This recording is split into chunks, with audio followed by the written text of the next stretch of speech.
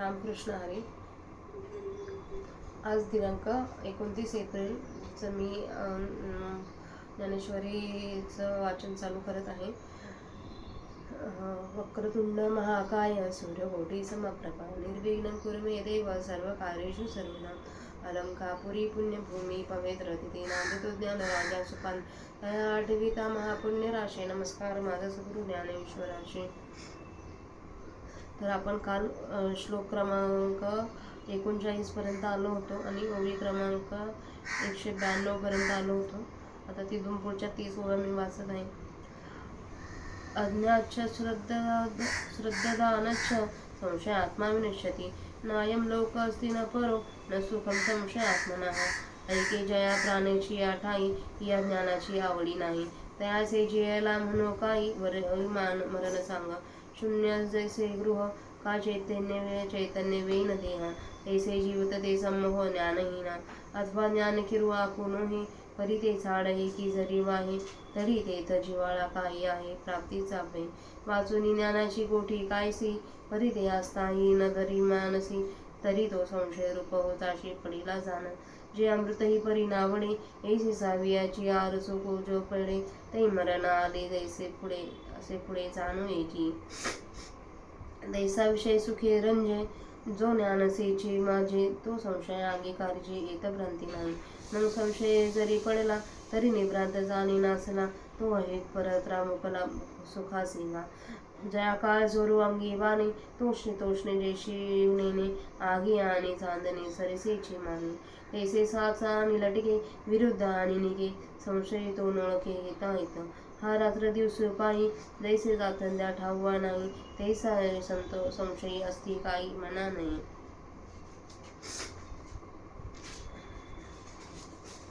मनोनी संशयावनी थोर आणिक नाही पाप घोर ह्याही विनाशाची वाघुर प्राणी असी. येणे कारणे तू आत जावे आधी हाचू एक जिनावा तो ज्ञानी याचा अभावा माझी असे. जे अज्ञानाचे गडद पडते तै हा बहुवसमनी मोडे म्हणून सर्वथा मागू मोडे विश्वासाचा. हृदय हाची न समाये बुद्धी ते घेऊसुनी ठाये तेथे संशयात्मक होय लोकत्रये. योग संन्यस्त कर्मानं ज्ञान संचिन्य संशया आत्मवंतं न कर्माणी निबंधती न धनंजया. ऐसा जरी थोरावा तरी उपाय एकांगवे जरी हाती होय बर्वे ज्ञानखंडव. तरी नेणे ज्ञानशस्त्रे तिकटे निखळू हा निवटे मग निशेष खता पिटे मानसीचा. तस्माद ज्ञानसंभूतं हृस्थं ज्ञानासीनात्मनः चित्तैवनं संशयं योगमातिष्ठतो तिष्ठत भारत. या कारणे पार्था उठी वेगी वैरवता नाश करून हृदयस्था संशयासी. ऐसे सर्वज्ञाचा बापू जो कृष्ण ज्ञान दीपू तो म्हणतसे सकृपू ऐके राया. तवया पूर्वपार बोलाचा विचारुनी कुमरो पंडोचा कैसे कृष्णोहन अवसरीचा करिता होईना. ते कथेची संगती भावाची संपत्ती रसाची उन्मत्ती म्हणी पेल पुढे. ज्याचे बर्वेपणी की जे आठा रसाची उवाळणी जे सज्जन यांच्या आईने विसंवाजिगी तो शातूची अभिनवेन ते परियसा मराठी बोल जे समुद्रावणी खोल अर्थपरित. जैसे बिंब तरी वसके एवढे परिप्रकाशा त्रैलोक्य थोकडे शब्दाची व्याप्ती तेनी पाडे अनुभवावी. नातरी कामितयाची इच्छा फळे कल्पवृक्ष जैसा बोलू व्यापको होय तैसा तरी अवधान द्यावे. हे असो काय म्हणावे सर्वज्ञ जाणती स्वभावे तरी निघे चित्त द्यावे ही विनंती माझे. जेत साहित्य आणि शांती हे रेखा दिसेल बोलती जैसे लावण्य गुण फळवती आणि प्रतिवता. आधीची साखर आवडे आणि तिची जरी औषधी जोडे तरी सेवा विन का कोडे नावा नावा. सहजे मला निलू मंदू सुगंधू काय अमृताचा होय स्वादू आणि तेथेची जोडून नादू जरी दैवगत्या. तरी स्पर्श सर्वांग निववी स्वादे जीवे ते नाचवे देवची काना करवी मनवी बापू माझा. तेसे कथेची ऐकणे एक श्रवणासी होय पारणे आणि संसार दुःख मिळवणे विकृती विणे. जरी मंत्रेची वैरी मरे तरी वाया की चका बांधावी कटारे. रोग जाय दुःख साखरे तरी निवा कापी यावा तैसा मनाचा मारू न करिता आणि इंद्रिया दुःख न देता येथ मोक्ष असे आयता श्रवणाची माझी. म्हणून यातली आरानुका येतार्थ हानिका ज्ञानदैव म्हणे ऐका निवृत्ती दासू. तर इथंच प्राकृत भाषेतील ओव्यांचा 4था अध्याय इथे समाप्त होत आहे. आता त्यांचा मराठीत अर्थ मी वाचते, त्यानंतर आपण या अध्यायाची समाप्ती होईल. आत्मज्ञानहीन, श्रद्धाहीन आणि संशयी मनुष्य न्यास पावतो. त्यातून संशयी मनुष्याला तर इहलोक साधत नाही, परलोकही साधत नाही आणि सुखही मिळत नाही. ज्या प्राण्याच्या ठिकाणी या ज्ञानाची आवड नाही त्याच्या जगण्याला काय म्हणावे? त्यापेक्षा मरण बरे. जसे ओसाड घर किंवा जसा प्राणरहित देह व्यर्थ होय, तसे ज्ञानहीनास जीवित हे केवळ शून्यवत आहे. अथवा खरोखर ज्ञानाची प्राप्ती झालेली नसेल, पण त्याची नुसती इच्छा जरी मनुष्याने बाळगली तरी त्याला ज्ञान प्राप्त होण्याची काहीतरी आशा आहे. एरवी ज्ञानाची गोष्ट कशाला, पण जो त्याच्याबद्दल मनात आस्थाही बाळगीत नाही तो संशयरूप अग्नीत पडला असे समज. अमृतही आवडत नाही अशी अरुची ज्यावेळेस स्वभावताच येते त्यावेळेस मरण ओढावले आहे असे निश्चित समज.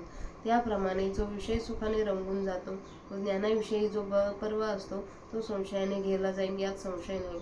अशा रीतीने जो संशयात पडला त्याचा निसंशय घात झाला असे समज.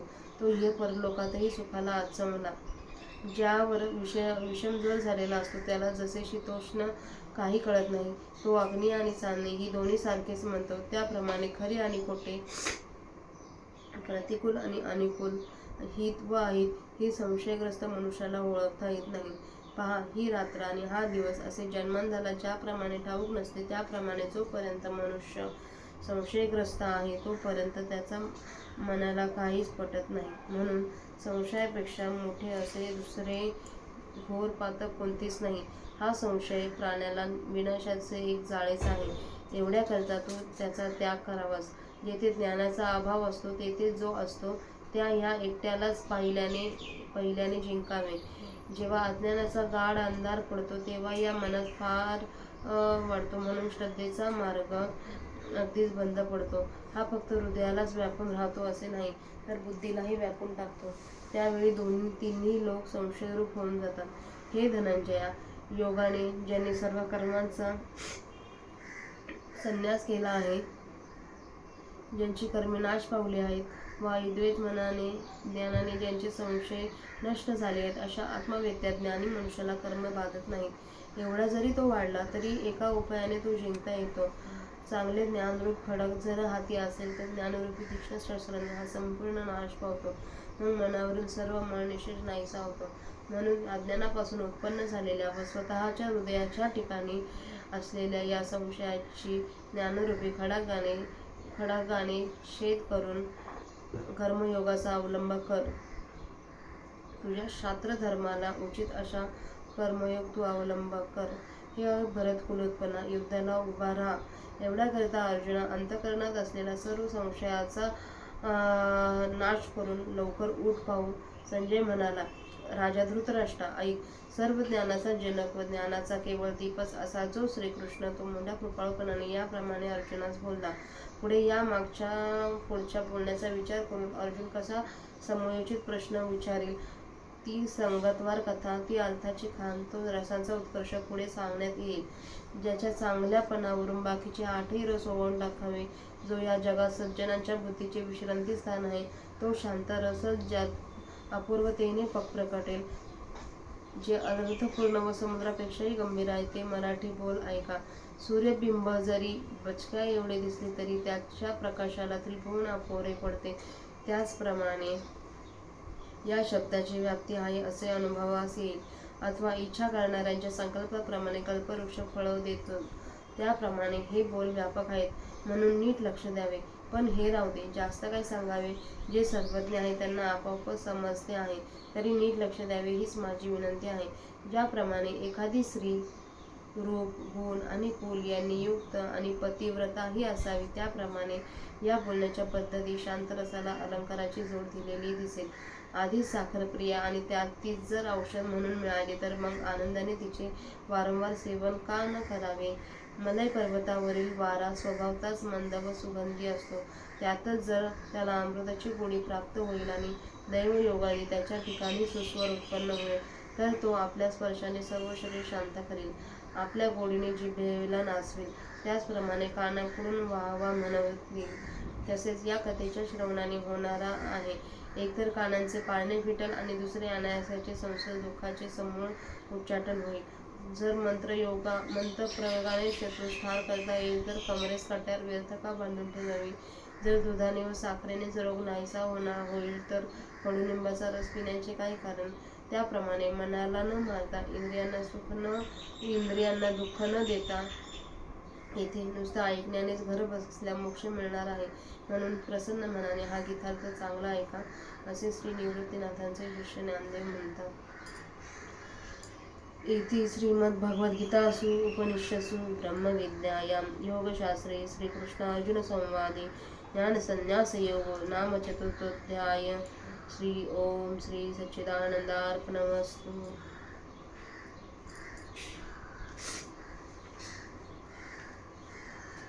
नित्यक्रमाप्रमाणे आपण ज्यावेळेस एखाद्या अध्यायाची समाप्ती आपली होत असते ह्या भागात, तर आपण पुढच्या अध्यायाच्या 5 ओव्या आजच वाचणार आहोत.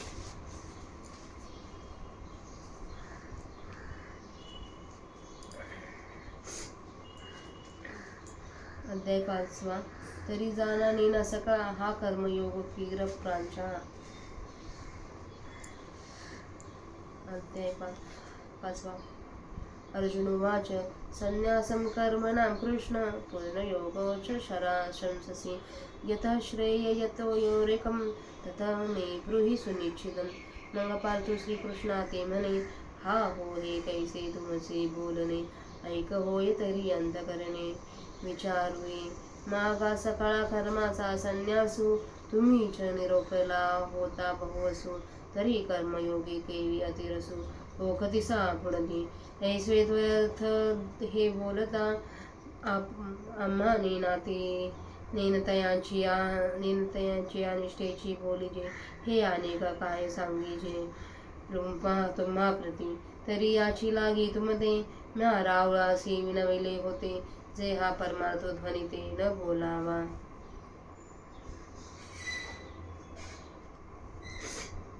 अर्जुन म्हणाला, हे कृष्णा, कर्माचा त्याग करावा असे तू सांगतोस आणि पुन्हा कर्माचे अनुष्ठान करावे असेही तू सांगतोस. या दोहांपैकी तुझ्या मताने जे खरोखर श्रेयस्कर असेल ते आता मला एक निश्चित सांग. मग अर्जुन श्रीकृष्णाला म्हणा, अहो हे असे कसे तुमचे बोलणे? यात बोलण्यात एक वाक्यता असेल तर त्या संबंधी मनाने काही विचार करता येईल. सर्व कर्माचा त्याग करावा असे तुम्हीच मागे अनेक रीतीने सांगितले होते, तर आता कर्मयोगाविषयी च्या भराला जास्त उत्तेजन का देता?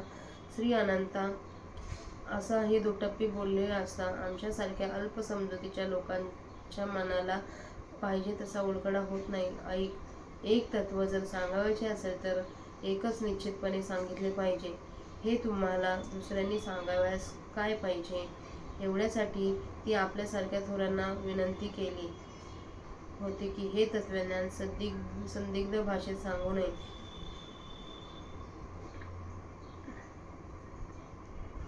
परंतु देवा, जे झाले ते राहू द्या. आता ह्या वेळी उलगडा करा आणि या 2 मार्गांपैकी चांगला कोणता हे सांगा.